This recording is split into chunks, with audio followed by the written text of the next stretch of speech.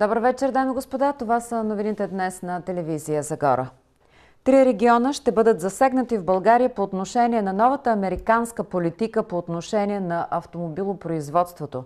Това са София, Пловдив и Стара Загора. А коментара на заместник-кметът Радостин Танев, какво се случва по отношение на зелената сделка в комплекс Марица изток? Още отговори. 3 региона ще бъдат засегнати в България по отношение на новата американска политика по отношение на автомобилопроизводството. Това са София, Пловдив и Стара Загора, коментира заместник-кметът Радостин Танев. В България ще се отрази в 3 града. Това са София, Пловдив и Стара Загора. Като в Стара Загора на практика загубата на работни места е минимална. Според анализа, той е базиран на едно проучване, направено от Европейската комисия. Ще бъдат минимални такива, които няма да се отразят по никакъв начин на пазара на труда в Стара Загора. Това е, но то е стар анализ. Събитията се развиват толкова мълниеносно, че от миналата година звучи като от миналия век едва ли не. Да. Буквално няколко месеца вече с това, което се случва. Но сега се удря, ще бъде ударен тъкмо износа на автомобили за Съединените щати, ако се наложат тези. Всъщност това, което иска Тръмп за автомобилния сектор е заводите да бъдат направени там. В Съединените щати, да. В Съединените щати. Голяма част от тези заводи имат производства, които ще бъдат извън и които и в момента са извън щатите, ще се отрази, да. Ще се отрази със сигурност, но да не забравяме, че примерно в Стара Загора се произвеждат фарове за Тесла. Те са чисто американска компания. Това би се отразило пряко и върху тяхното производство. Това е политика водена. Видяхме какво се случи с Канада и колко бързо беше взето решението и колко бързо се отрази на фондовата борса в щатите. Неимоверно, това са действия, които ще повлияят върху икономиката на Америка. Въпросът е колко е готова икономиката на щатите да реагира на това, защото ако моето лично мнение, ако се спре всичко изведнъж, какво се случва след това? Европа и в частност България не са готови за новата икономическа политика на американското правителство относно митата, смята Радостин Танев. Последният изрази своите резерви по отношение на зелената сделка. Аз оставам с впечатлението, че имате резерви към зелената сделка и въобще към зелената политика. Към зелената сделка, да. Разбира се. Смятам, че това влияе зле за Европа и за България, най-вече за България. Гледам се нас. За Стара Загора е ясно на всички по какъв начин може да повлияе от страна на комплекса Марица изток и до какво би довело това за региона, не само за град Стара Загора. Но когато бизнес е насочен към такова производство в световен мащаб и такива производства могат да се правят тук в Стара Загора, ние трябва да се възползваме. Така къде е логиката да не признаваме зелената сделка, а да правим зелени производства на няколко километра оттам? Сега... Каква ще бъде крайната Аз мога да кажа за себе си. Не признавам зелената сделка за това, което иска да се случи с комплекса. Не признаваме силно казано. Смея да твърдя, че може да бъде много по-добри условия за това, което ще се случи с комплекса. Да. За това, което ще се случи в комплекса. Причините са няколко. Енергийната независимост на България не е на Стара Загора само, а на България. Ако ние направим това, възможностите, които остават пред хората, които работят в комплекса и в региона, са намаляване на брутния вътрешен продукт, който произвеждаме в момента в регион Стара Загора. Това означава, че един от 3 силни региона на България намаля своето производство. По-голяма концентрация на хора в по-големите градове от нас, което ще неминуемо води до много проблеми. Виждаме как се задръства и София, виждаме как се задръства и Пловдив.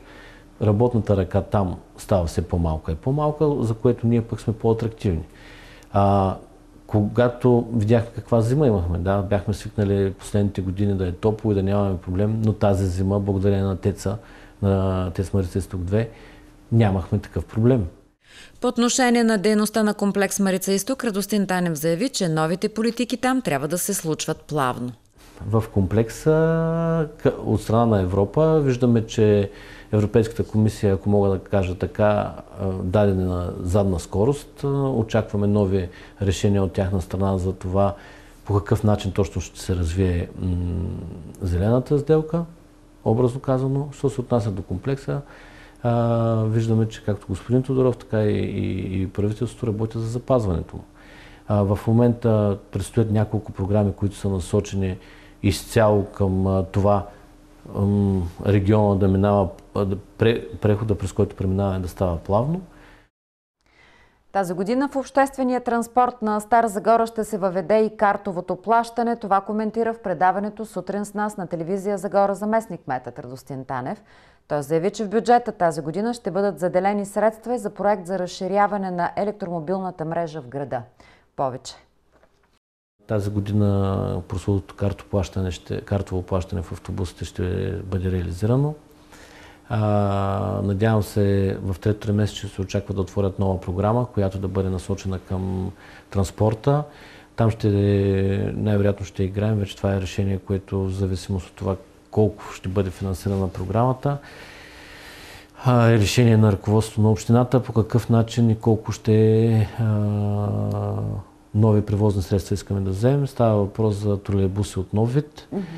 То е свързано и с другия ни план, който имаме. От нов вид какво означава това? Това са хибридни автобуси, електробуси и тролейбус и електробус. Такива, които се зареждат от контактната мрежа и след което имат около 150 км до 200 км реален пробег. Ние в тази година сме заложили в бюджета изцяло нов проект т.е. изготвянето на нов проект за разширяването на ВКМ мрежата или мрежата на тролейбусите в града, което ще ни даде възможност, ако успеем да я разширим, съответно да закупиме и тези тролейбуси, за които говорихме, тогава това ще ни даде възможност спокойно да обслужваме и селата около Стара Загора с такъв тип автобуси. Стара Загора е домакин на ключово събитие за иновации, където дигитализацията среща инвестициите. Европейски цифрови иновационни хъбове представят възможности за бизнеса и регионалното развитие. Форумът е организиран от мрежата на европейските цифрови иновационни хъбове в България в партньорство с Генерална дирекция регионална и урбанистична политика на Европейската комисия и Министерството на иновациите и растежа на България.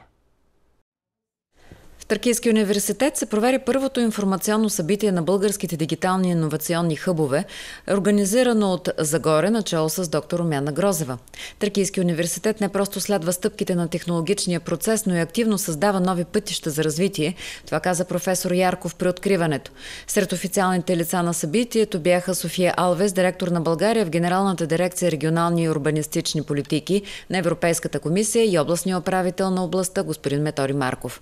Форумът събра европейските иновационни дигитални хъбове от България, които са част от мрежата на европейските цифрови иновационни хъбове. Партньори на събитието са Генерална дирекция регионална и урбанистична политика на Европейската комисия, Министерство на иновациите и растежа. Сред основните акценти на събитието бяха презентации на мрежата в България и дискусиите за зелената и цифровата трансформация на бизнеса и администрацията. Участваха експерти, представители на индустрията, науката и публичния сектор, които споделиха виждания и опит.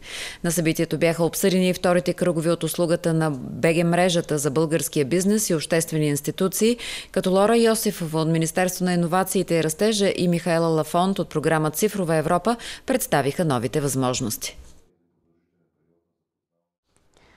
Вторият най-силен февруари за последните 14 години регистрира ТЕЦ Марица Изток 2. Това съобщиха от прес-центъра на Държавното дружество.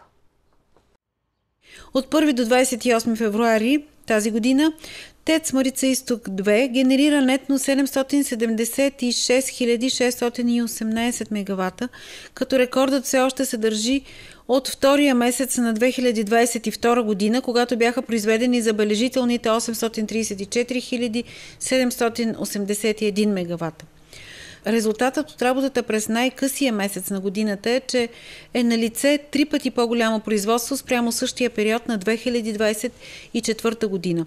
През февруари най-голямата топлоелектрическа централа на Балканите успя да пласира на свободния пазар над 508 000 мегавата, а количествата за битовите потребители от 262 000 са съизмерими с тези през същия период на 2024 година.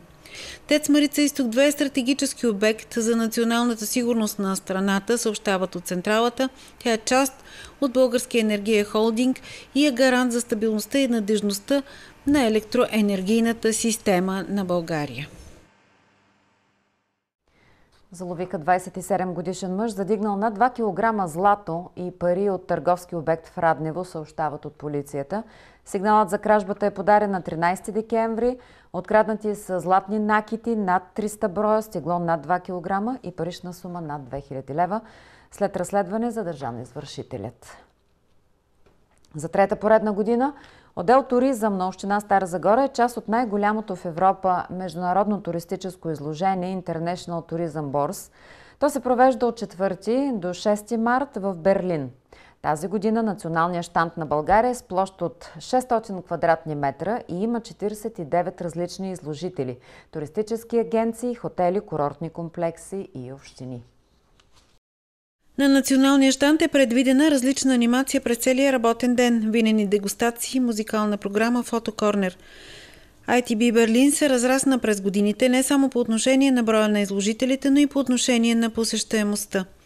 То се превърна в цялостен пазар за туристическата индустрия, включващ продукти и услуги от цял свят и пазарни ниши, които преживяват бърз растеж.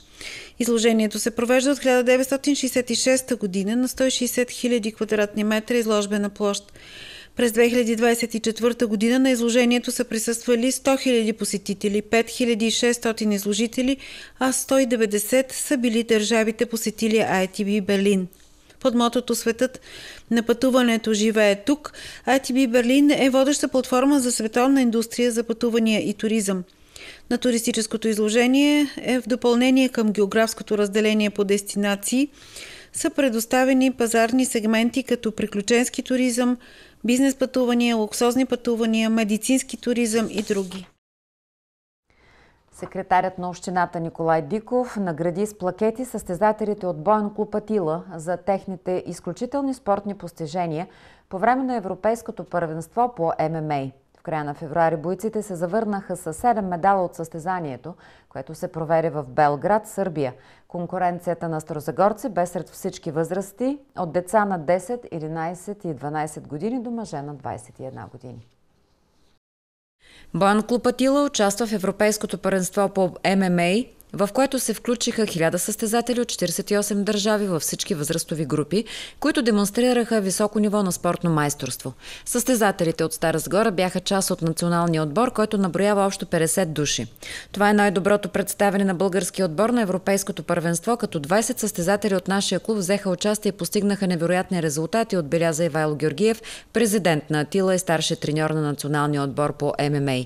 Най-впечатляващото постижение на състезателите на Атила беше на Мартин Петков, който за втора поредна година стана европейски шампион при юношите. Даяна Николова, 14 години, с бронзов медал, а Добромир Иванов завоюва бронз при юношите. Пламен Димитров допълни колекцията на клуба с бронзов медал при мъжете. Спас Пасов е носител на сребърен медал, а най-малкият състезател на клуба Апостол Апостолов на 13 години се изяви също успешно, завоювайки бронзов медал в категорията 12-13 години. Никола Иванов също беше отличен с бронзов медал при мъжете. 3 дни след завръщането си от Белград, състезателите на клуба реализираха една от най-големите кръводарителски кампании в Стара Загора, в която над 40 души дариха кръв. Младата актриса на Старозагорския драматичен театър Гео Миле Ванина Йорданова и режисьорът Дамян Тенев получиха ново признание, номинации за Златен кукерикон 2025. Това е съобщено на Фейсбук страницата на театъра. Вижте. Ванина получава номинация в категория Млада надежда за блестящото си изпълнение на ролята на Шанте в постановката Любовта като стока по Бертолт Брехт, а Дамян Тенев е номиниран в категорията Режисура за същия спектакъл. Златен кукерикон са награди, които сатиричният театър дава на колегите си от цялата страна за принос в развитието на изкуството на комедията и сатирата. Сатиричният театър не участва в състезанието за приз. Наградите Златен кукерикон се присъждат за 9-ти път. Церемонията по връчването е на 7 април в Сатиричния театър.